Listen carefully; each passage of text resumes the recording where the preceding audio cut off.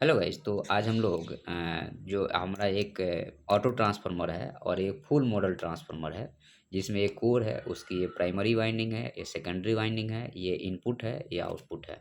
ऐसा एक मॉडल हमने प्रस्तुत किया आपके सामने। तो देखिए, जो आपका बड़ा ट्रांसफार्मर है या नॉर्मल ट्रांसफार्मर है, उसमें प्राइमरी वाइंडिंग और सेकेंडरी वाइंडिंग दोनों अलग हो गई और बीच में एक ये कोर हो गया। इसमें इनपुट देते हैं एसी सप्लाई।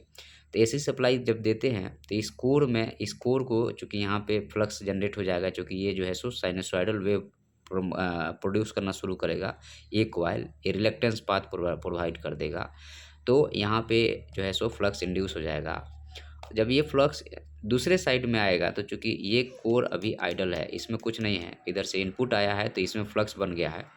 और ये फ्लक्स जब यहाँ आएगा तो इस कोर को क्या करेगा, इस वाइंडिंग में चूँकि वो चेंज कर रहा है तो यहाँ पे कट करेगा। जब कट करेगा तो यहाँ ईएमएफ इंड्यूस हो जाएगा और ईएमएफ इंड्यूस का मतलब वोल्टेज इंड्यूस हो जाना। और जब 2 टर्मिनल के बीच में वोल्टेज हो जाने का मतलब क्या है कि जैसे शॉर्ट करेंट करंट फ्लो होने लगेगा।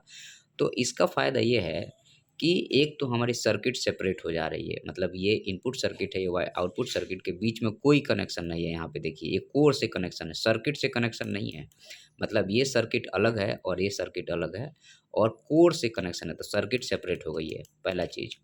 दूसरा चीज़ यहाँ पे ये है, अगर आप इसको और अच्छे से और ध्यान से समझने की कोशिश करेंगे, तो देखिए क्या होता है कि चूँकि यहाँ पे करंट के कारण मैग्नेटिक फ्लक्स लो रिलक्टेंस पाथ के कारण दूसरे साइड इसमें कट किया और उसमें वो ईएमएफ इंड्यूस हुआ और यहाँ पे हमने लोड लगाया तो यहाँ पे हमें बल्ब जल रहा है। जो भी होगा इसका एक आपको रेगुलर मॉडल भी बना के मैं बताऊँगा अभी कुछ दिन में। थोड़ा-सा अभी टाइम नहीं मिल पा रहा, तो जब टाइम मिलेगा तो मैं बताऊँगा आपको। तो यहाँ पे ये पूरा एक होल ट्रांसफार्मर का मॉडल है, ये बड़ा वाला। लेकिन अगर मान लीजिए हमें मोबाइल में लगाना है, मोबाइल में वोल्टेज ऑपरेशन की ज़रूरत है, वोल्टेज रेगुलेशन की ज़रूरत है, टीवी में वोल्टेज रेगुलेशन की ज़रूरत है, छोटे जैसो इक्विपमेंट में, इलेक्ट्रॉनिक्स इक्विपमेंट में वोल्टेज की ज़रूरत होगी, तो मैं इतना बड़ा सेटअप लगाऊँगा तो इसका ही कितना बड़ा एरिया हो जाएगा। तो इसके जगह पे हम लोग क्या करते हैं, एक छोटा-सा ऑटो ट्रांसफार्मर लगाते हैं। ये ऑटो ट्रांसफार्मर है, देखिएगा आप इसको। तो आज मैं आपको ऑटो ट्रांसफार्मर में क्या फ़ायदा है कि सिंगल ये जो इसमें सेपरेट वाइंडिंग जो दिख रही है, इसमें एक ही वाइंडिंग होगी और कोर होगा।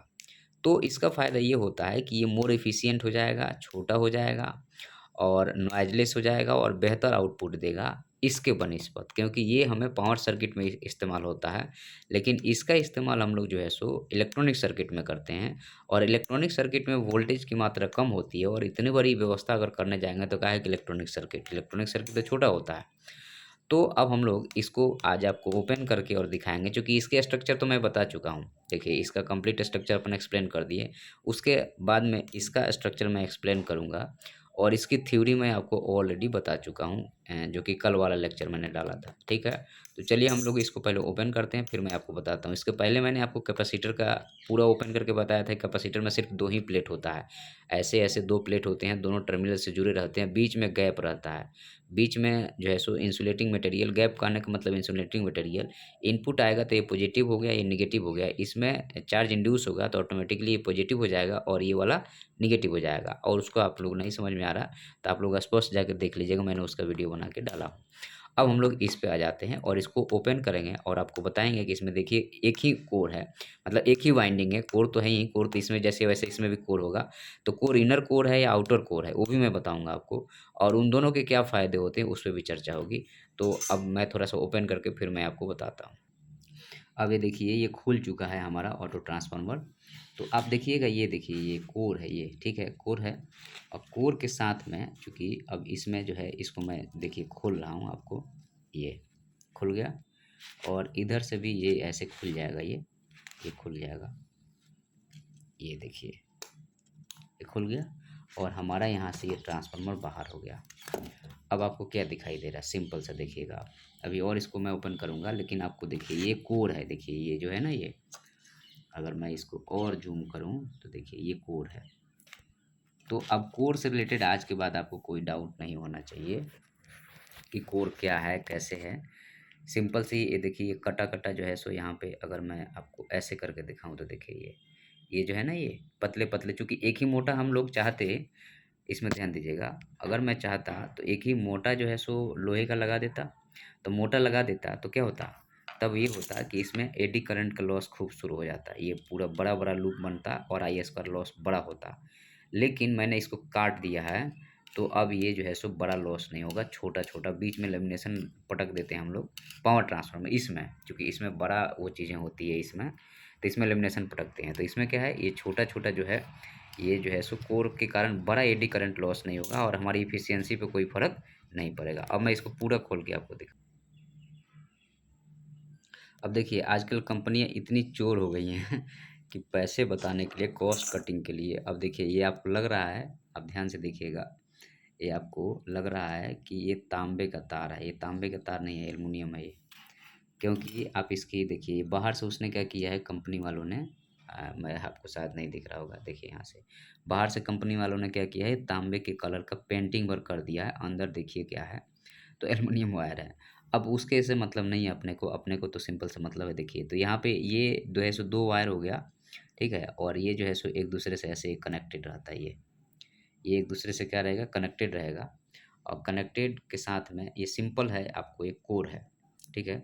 तो इस चीज़ को आप लोग ध्यान रखिएगा कि एक सिंपल एक कोर है और इसमें वाइंडिंग की गई है। अब मैं इसको भी निकाल दिया, अब ये हमारी दो वाइंडिंग हो गई। अब ध्यान से देखिएगा, अब मैं जो चीज़ बता रहा हूँ, यहाँ पे जो दो कॉइल है, दोनों कॉइल के बीच में हमने क्या किया है, यहाँ पे अंदर लेमिनेशन होगा एक वाइट कलर का, देखिए ये जो है ना, ये यहाँ पे, ये यहाँ पे वाइट कलर का आपको दिख रहा है, दो कॉइल के बीच में लेमिनेशन है, और यहाँ पे ये कोर है, मतलब हमारे जो पावर ट्रांसफार्मर है, इसकी वाइंडिंग और इसका स्ट्रक्चर, और ऑटो ट्रांसफार्मर की इसकी वाइंडिंग और इसके स्ट्रक्चर में अंतर है ना, देखिएगा आप। पावर ट्रांसफार्मर में क्या है कि आपकी वाइंडिंग दो साइड में है, और इसमें क्या है कि एक ही वाइंडिंग है, मतलब एक ही वाइंडिंग है और बाहर क्या है, कोर है। इस कोर के अंदर वाइंडिंग हमने कर दिया है, तो जब मैं इनपुट दूंगा, तो इधर से एक साइड से इनपुट दूंगा और इधर से आउटपुट ले लूँगा, ठीक है? तो इनपुट, और जब मैं यहाँ इनपुट दूँगा और आउटपुट लूँगा, तो क्या होगा कि वाइंडिंग के कारण, नंबर ऑफ टर्न के कारण इसमें फ़र्क फ़र्क आ जाएगा, और ये से ये ज़्यादा बेहतर रिलायबल होगा, इससे छोटा स्ट्रक्चर होगा, और एक कोर बाहर से मैग्नेटाइज़ होगा। कोर मैग्नेटाइज़ और डीमैग्नेटाइज़ कहाँ से होगा? बाहर से होगा, और इसमें चूँकि इसमें भी जो होगा, चूँकि जब हम ये 2 टर्न हमारे इनपुट के हो गए और 2 टर्न हमारे आउटपुट के होंगे, देखिएगा ये जो है ना, ये 2 टर्न जो है हमारे हैं, ये आउटपुट के हैं यहाँ से। तो हम इनपुट इधर से देंगे और आउटपुट हम यहाँ से ले लेंगे, और चूँकि टर्न के नंबर ऑफ टर्न के कारण, चूँकि मेन तो ट्रांसफार्मर क्या है, ये इनपुट का और आउटपुट का, मान लीजिए कि हमें ज़्यादा वोल्टेज चाहिए, कम, तो टर्न को ही तो चेंज करते हैं, कोर तो वही है, तो वोल्टेज जैसे स्टेप अप स्टेप डाउन होता है, सेम यहाँ पे भी होगा, टर्न को चेंज करेंगे और स्टेप अप या स्टेप डाउन वोल्टेज अपन यहाँ से आउटपुट में ले सकते हैं, सिंपल सी बात है।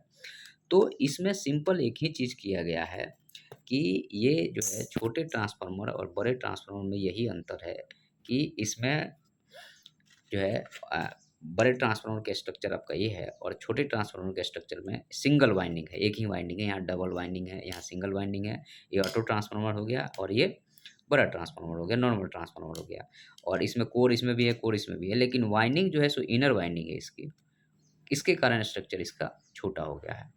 तो इस चीज़ का, इसका ऑपरेशन बढ़िया होता है, इलेक्ट्रॉनिक्स इक्विपमेंट हम लोग यूज़ करते हैं, और वोल्टेज और करंट जितना चाहते हैं जैसा, उस हिसाब से वाइंडिंग करके इनपुट आउटपुट आप इसको ले सकते हैं, ठीक है। तो इस वीडियो में इतना ही है, आगे हम लोग अब चर्चा करेंगे आपसे इंडक्टर पे चर्चा करेंगे, क्योंकि इंडक्टर ज़रूरी है। कैपेसिटर हमने खोल के दिखा दिया, अब एक दिन आपको इंडक्टर दिखाऊंगा, और फिर जो है सो इसको ऑपरेशन करके बताएंगे, बाकायदा जो है सो इनपुट दिया जाएगा करंट का, और आउटपुट में वोल्टेज और करंट मल्टीमीटर से टेस्ट करके आपको बताएँगे, ताकि आपको और ज़्यादा क्लैरिटी के साथ चीज़ें समझ में आए। धन्यवाद। वीडियो पसंद आएगा तो सब्सक्राइब कीजिएगा भाई।